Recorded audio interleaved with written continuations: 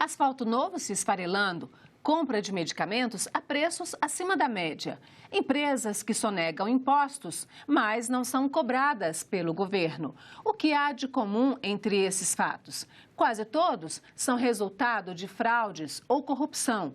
Mas por que esses fatos são frequentes em algumas instituições e raros em outras? No fim de 2018, o Tribunal de Contas da União construiu um índice que mede os riscos de corrupção em instituições públicas.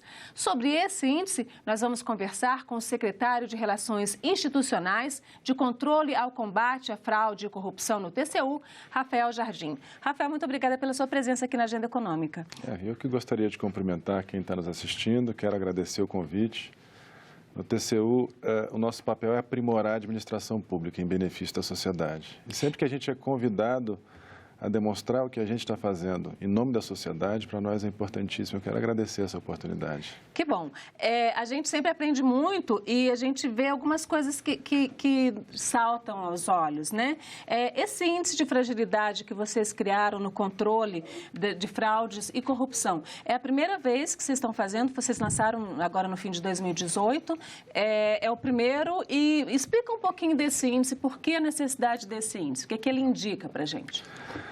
Bom, eu acho que os gestores e talvez a própria sociedade devem estar acostumados a ver o TCU naquele papel repressivo, em fazendo auditorias, detectando as ilegalidades, multando, reivindicando o dinheiro de volta.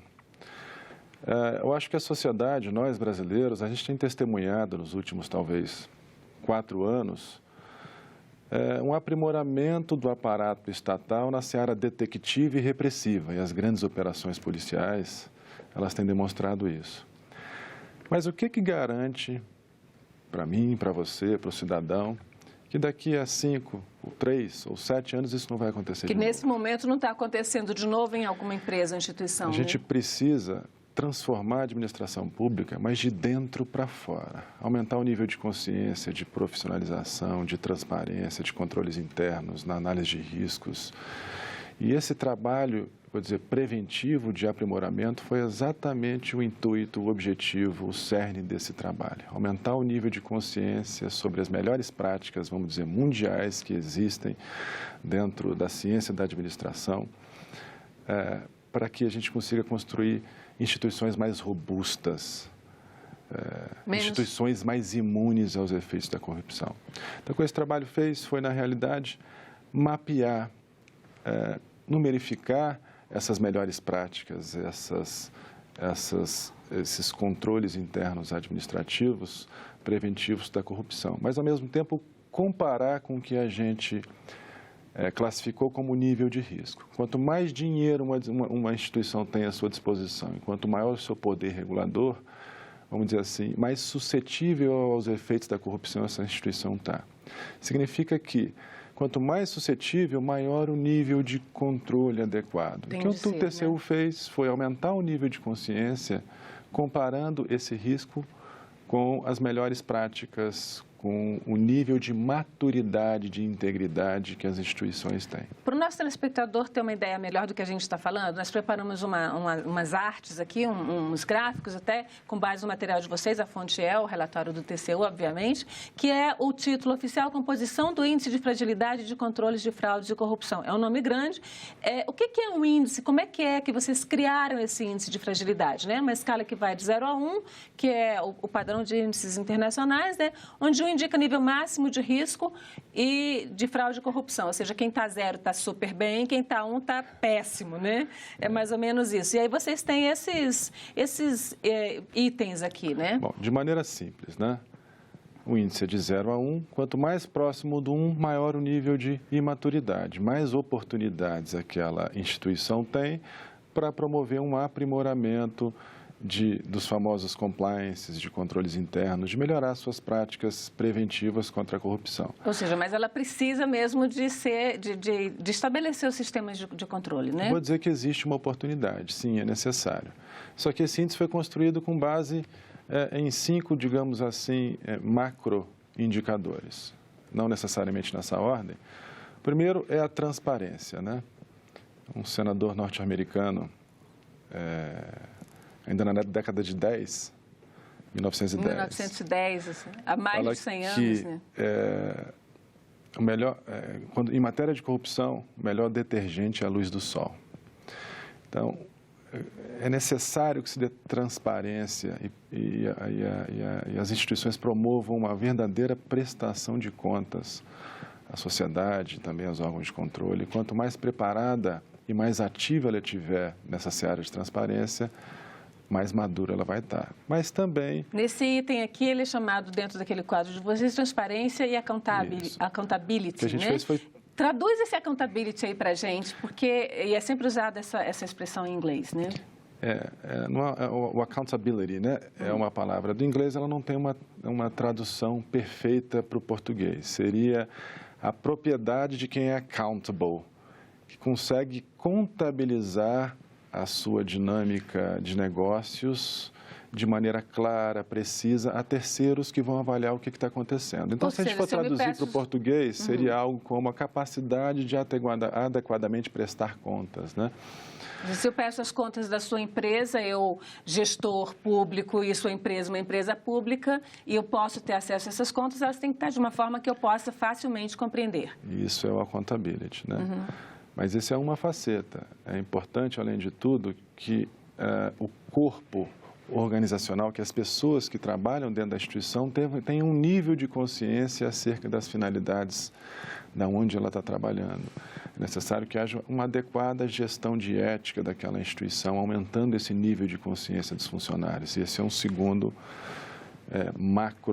uma macroavaliação que a gente fez. Existe uma terceira, que é a gestão de riscos e controles internos. Se eu tiver que traduzir, seria o quanto a instituição está preparada para se antecipar aos problemas, né? De mapear as oportunidades, onde é que pode ter desvio, e mapeando essas suscetibilidades, inclusive pelo histórico, como é que ela se prepara para prevenir isso? Dá um exemplo prático disso. Como é que eu posso mapear? Eu sou, sei lá, sou Ministério da Saúde. Como é que eu posso mapear, em algum momento no Ministério da Saúde, que eu corro o risco de fraude? Ótimo. Deixa eu conseguir trazer um exemplo concreto. Há alguns anos teve a situação da máfia das ambulâncias, algo parecido com isso, né? Sabendo que isso aconteceu, identificando os porquês em nível de transparência, gestão de risco, análise de orçamentos, criar estruturas ou que chama dos cheques duplos, double checks, ou instrumentos de alçada, ou instrumentos de dupla assinatura. Que tipo de instrumentos nessas áreas mais suscetíveis ao risco eu posso ter, e o principal deles é a transparência, para evitar que isso aconteça de novo. A cultura veja, cultura não é simplesmente uma burocracia. Uma cultura de análise de risco é uma cultura de antecipação de problemas, né?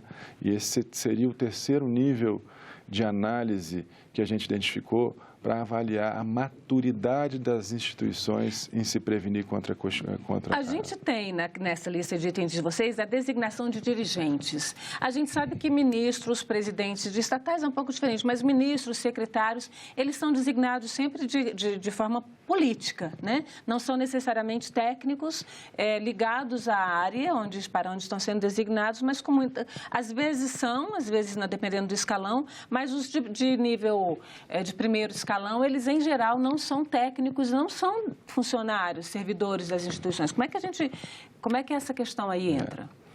Existe uma lógica na teoria da governança e mesmo do combate à corrupção que é chamada internacionalmente do the tone from the top, é o tom do topo, né? Quando a gente fala de aprimorar a governança, o nível de maturidade institucional para melhor entrega de resultados ou melhoria da integridade, o requisito número 1 é o patrocínio do alto escalão, porque as instituições têm que se transformar, têm que admitir que existem oportunidades e que não existe uma perfeição organizacional e que você tem uma oportunidade de chegar em algum lugar melhor.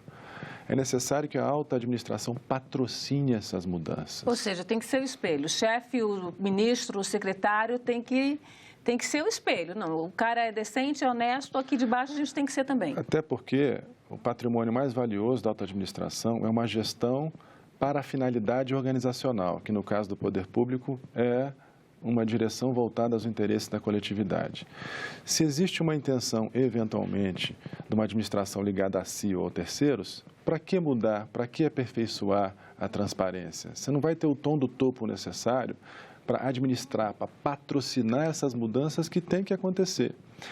Então, um requisito fundamental, e um dos 5 pilares desses estudos, é os critérios para a designação dos dirigentes. O quanto uma instituição está imune ou pode criar autocontroles para evitar a escolha de dirigentes não voltados para os interesses organizacionais. No trabalho de vocês mostraram que é um trabalho bastante grande, né? Vocês fizeram um índice, nesse índice aí tem um ranking lá, de acordo com os que estão mais sujeitos, tem maior índice de fragilidade, de controle. Vamos até mostrar aqui, colocar aqui na tela para o telespectador ver. E eu peguei aí os que estão com maior índice, né? Com o índice mais frágil, estão mais fracos, digamos assim, na questão de controle de fraudes e corrupção. Tem aqui de todas as faixas de poder econômico, né? DENOX, a gente sempre ouve falar muito, a área de construção de estradas, de barragens e tudo no Nordeste, sempre se ouve falar de escândalos, a NTT, que é transporte terrestre, Fiocruz, Saúde, Sudam e INCRA, a AGU, agora tem a AGU, que é a Advocacia Geral da União, e a Procuradoria Geral da Fazenda Nacional, que são 2 órgãos de controle do governo e têm um índice muito grande de fragilidade. Explica um pouquinho disso aí para a gente. É importante dizer que o índice de fragilidade por si só, ele não quer dizer que existe corrupção naquela entidade. Há que se balancear com 2 hipóteses, né? A primeira a quantidade, qual o tamanho do risco que aquela instituição enfrenta. Então, vamos dizer assim, muito controle para pouco risco é mera burocracia que vai ser o contrário, ou pode gerar mais corrupção ou ineficiências desnecessárias. Então, no caso daquelas instituições, DENOX ou mesmo a Fiocruz, de fato, os orçamentos públicos são acompanhados de um alto poder financeiro, em que se demandaria uma estrutura um pouco mais madura em termos de controles. Agora, outras instituições como a NTT, a AGU e a PGFN, elas trabalham dentro do risco do poder regulador que elas têm.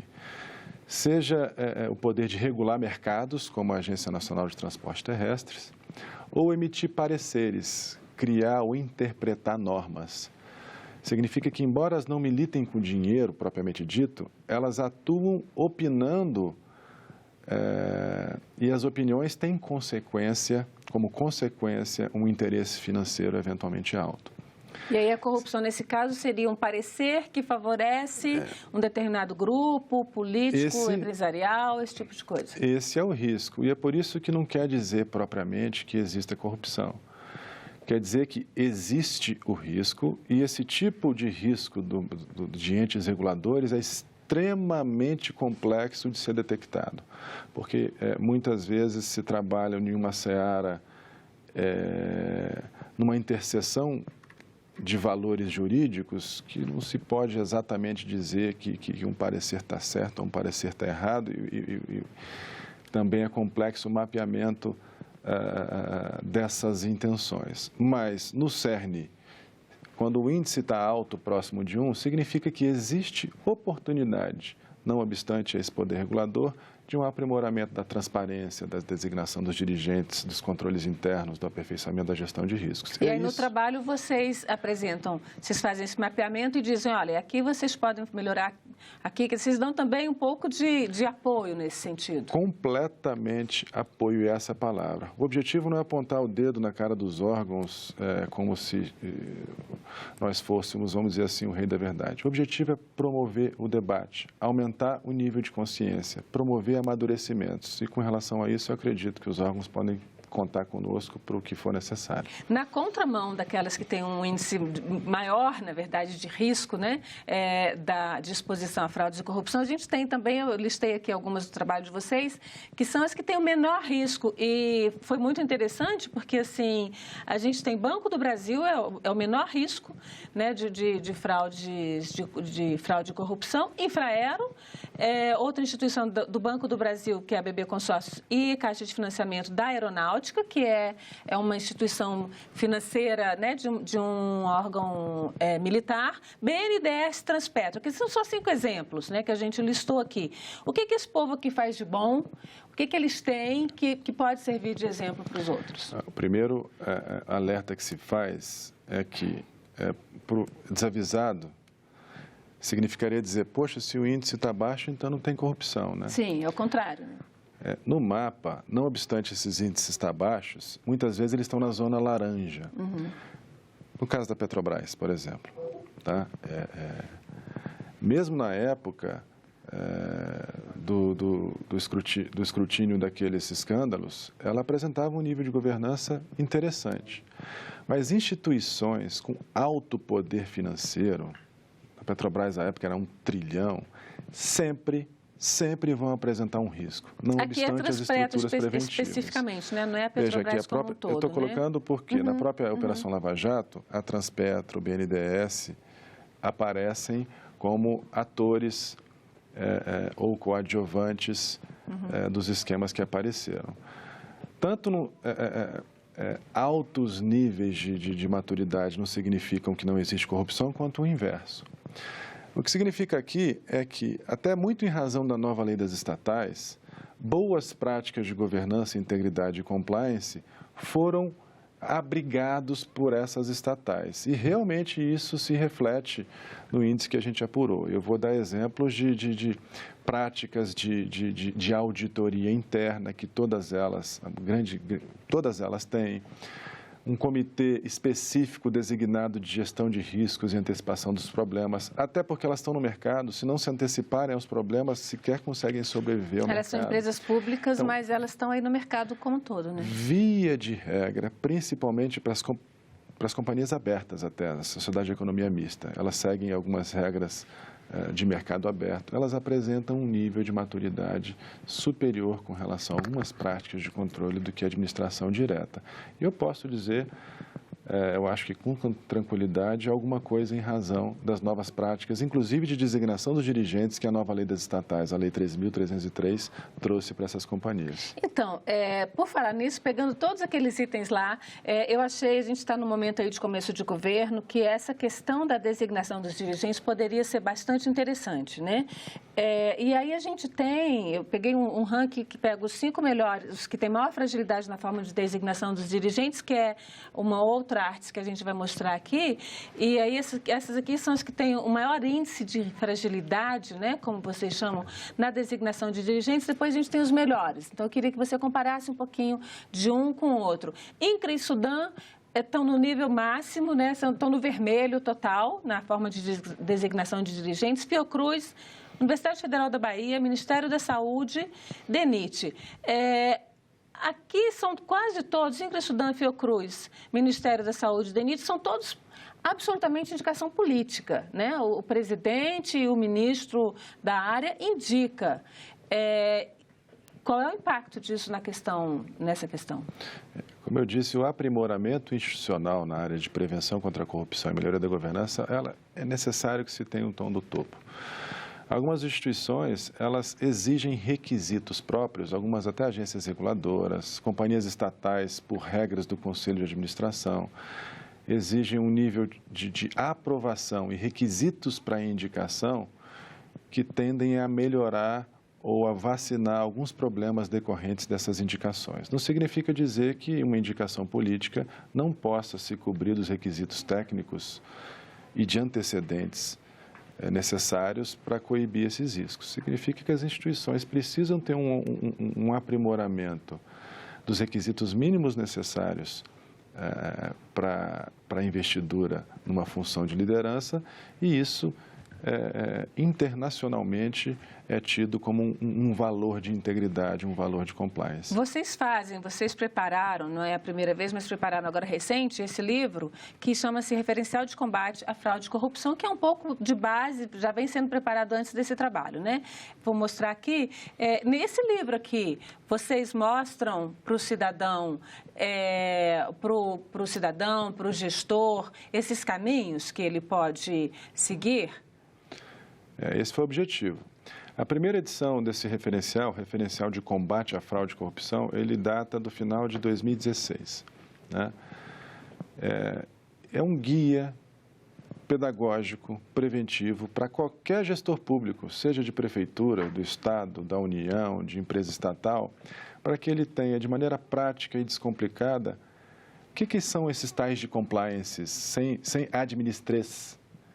De maneira simples, o que pode ser feito para aperfeiçoar, de acordo com as melhores práticas internacionais? Te interrompendo, mas pedindo desculpa por te interromper, porque também é isso, né? São termos que não são originários da língua portuguesa e não estão sendo traduzidos, né? Então, em Brasília, pode ser que todo mundo saiba, na capital do estado, mas lá na prefeitura, lá do sertão do Ceará, de onde eu vim, provavelmente não vai se saber o que é compliance, né? Compliance é um termo em inglês que vem do verbo to comply, que também não tem uma tradução direta, é estar de acordo. Então, compliance seria o quê? Estar de acordo com as normas internas da companhia, das normas legais do país, aos princípios de boa gestão. Um compliance são práticas, estruturas, leis, culturas em estar de acordo. Cultura da honestidade? Isso incluso. O cidadão quer que as instituições para o qual ele paga impostos estejam de acordo. E não somente está de acordo para que não, vamos dizer assim, para que não haja desvios. Está de acordo para ter uma administração pública eficiente, que entregue resultados. E fato é que existem técnicas nem tão complicadas quanto o nome para se viabilizar entregas. Cidadão quer entrega, cidadão quer o filho na escola, o cidadão quer o medicamento tempestivamente disponível para que ele possa cuidar da saúde.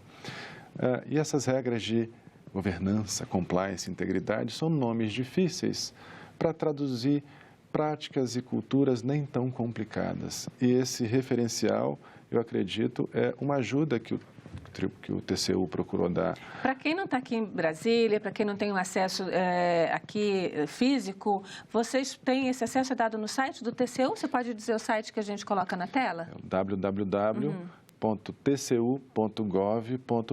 Ele com facilidade, logo no banner, ele vai ter acesso a esse manual, mas também no início da tela há esse estudo de mapeamento de exposição ao risco da administração federal.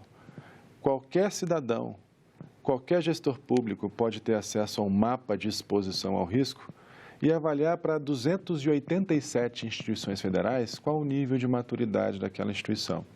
Eu acho que também a gente está fazendo um papel de tornar transparente o profissionalismo e eficiência e as práticas de prevenção à corrupção das instituições para o qual o cidadão paga impostos. Todo mundo tem acesso a isso. Está repetindo para o nosso telespectador, agora a gente vai colocar aí na tela, é o tcu.gov.br, que a gente já não usa mais nem o www, mas tem aí na tela, está o www também, tcu.gov.br, veio o uso comum, já aboliu, né? Agora, na contramão daquelas empresas que a gente mostrou antes, instituições que tinham maior fragilidade na forma de designação de dirigentes, a gente pegou também as que têm menor fragilidade.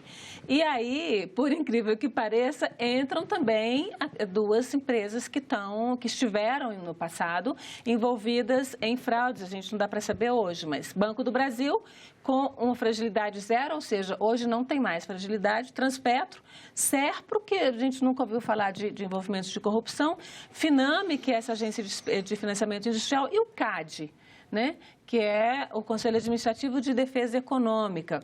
O que essa turma aqui fez de bom? O que eles têm hoje que mereceu essa nota zero, que embora seja zero, é a melhor nota possível? Veja, esse levantamento foi pós-Lei 13.303, né? Acho que muitas das melhorias e boas práticas utilizadas por essas entidades provieram de uma ótima lei que veio do Legislativo, que é a Lei da Governança das Estatais. Ela aprimorou o controle que os conselhos de administração têm sobre a indicação de diretores e presidentes das empresas, se certificou de requisitos basilares para que esses dirigentes ocupassem as posições de liderança, requisitos éticos e técnicos.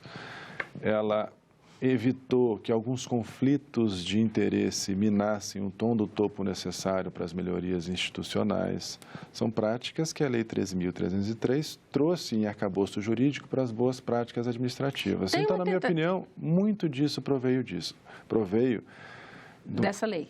Dessa lei. Mas não só, é importante que se diga de novo, não significa que as instituições estão imunes aos efeitos da corrupção. Por princípio, nenhuma instituição está imune aos efeitos da corrupção.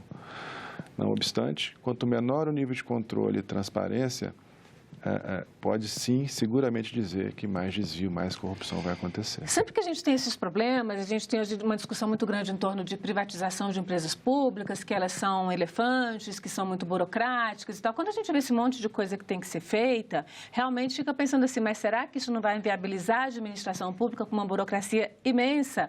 Como é que é isso? Essas regras dificultam o gerenciamento e a gente também ouve falar de ex-gestores da área pública. Eu nunca mais vou gerenciar nada, porque você fica amarrado a TCU o resto da vida. Fala um pouquinho disso para a gente. Essa é uma característica desse trabalho, que ele não vem de um poder punitivo do TCU, mas sim orientativo. Nós viemos aqui para ajudar, para aumentar o nível de consciência e diálogo sobre esses assuntos na administração pública. Até por isso, a gente disponibilizou a todo cidadão, a todo gestor, um relatório detalhado daquilo que pode ser aprimorado. E até por isso a gente colocou os controles associados aos riscos. Risco baixo, com muito controle, é ineficiência, não faz o menor sentido. E esse estudo, ele veio com um balanceamento dessa burocracia de acordo com o nível de risco. Muito dinheiro e muita regulação, ela tem que ser acompanhada de mais transparência, mais cultura de antecipação de problema e melhor designação dos dirigentes. Agora, mais importante, essas estruturas, 5 macroestruturas que a gente está conversando, elas não são papel. Se eu tiver que definir 2 valores dessas macroestruturas, eu vou fazer o seguinte, aliás, se não tiver esses 2 valores, essas macroestruturas não servem para nada, são burocracia. Um é aumento de nível de consciência e seleção dos funcionários públicos. Isso precisa ser feito. E essas 5 estruturas ajudam a aperfeiçoar isso. E a segunda é aumento de expectativa de controle. No mundo do que se estuda de corrupção, a corrupção é proporcional à oportunidade. Se existe oportunidade, o que se estuda é matemático, vai ter corrupção. Há quem brinque que é que nem andar de moto. Diz que motociclista só tem 2, aquele que já caiu e o que ainda vai cair. Instituições que oferecem oportunidade, que são opacas, não têm transparência, não têm critérios para a designação dos dirigentes, não se antecipam aos problemas, têm um altíssimo nível probabilístico de acontecer corrupção. Se esse valor, aumento da expectativa, do senso de vigilância, ele não acontecer, isso é mera burocracia. Então, são 2 valores. Melhoria do nível de consciência e seleção dos funcionários e o outro é aumento de expectativa. Muito obrigada, Rafael. Espera-se que esses valores sejam incorporados a todo o serviço público, a todas as empresas e instituições. Muito obrigada pela sua presença aqui na Agenda Econômica. Mais uma vez, sou eu quem agradeço o convite em nome do TCU. Novamente, nosso objetivo é aprimorar a administração pública. Tanto esse foi o intuito do trabalho, quanto é o motivo pelo qual agradeço a oportunidade de transparecer a todos, a cada gestor, a cada cidadão, aquilo que a gente tem feito. Obrigado. E agradeço também a você que nos acompanhou até aqui. Se quiser baixar ou indicar para alguém esse programa, acesse nossa página na internet, senado.leg.br/tv ou o canal no youtube.com/TV Senado. Mande seus comentários e sugestões pelo telefone 0800 61 2211 ou pelo e-mail agendaeconomica@senado.leg.br. Até a próxima Agenda Econômica.